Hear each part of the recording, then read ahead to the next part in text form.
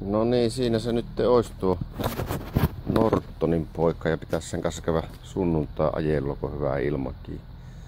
Pitäisi vain ensin saada se käyntiin, jotta sillä pääsisi jonnekin. Katsotaanpa miten se onnistuu.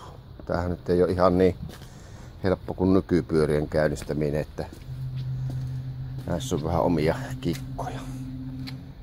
Elikkä lähdetäänpä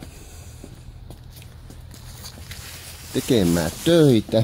Näköjään öljyä on vähän valunut, ei tarvii lisätä silloin. Sitä on sopivasti. Pannaan benssahana auki tosta.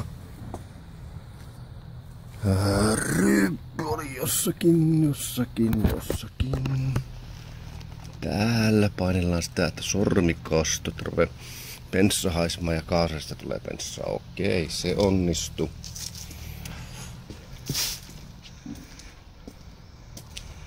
Sitten sytytyksen säätö. Pannaan se tohon.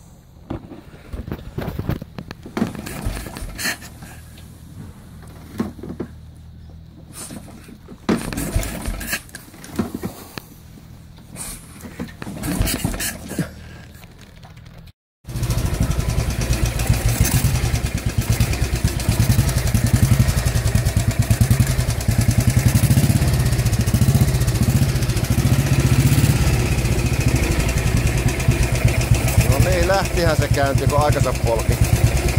Hiki tuli, mutta eikö nyt vaan paanalle. Hienoa.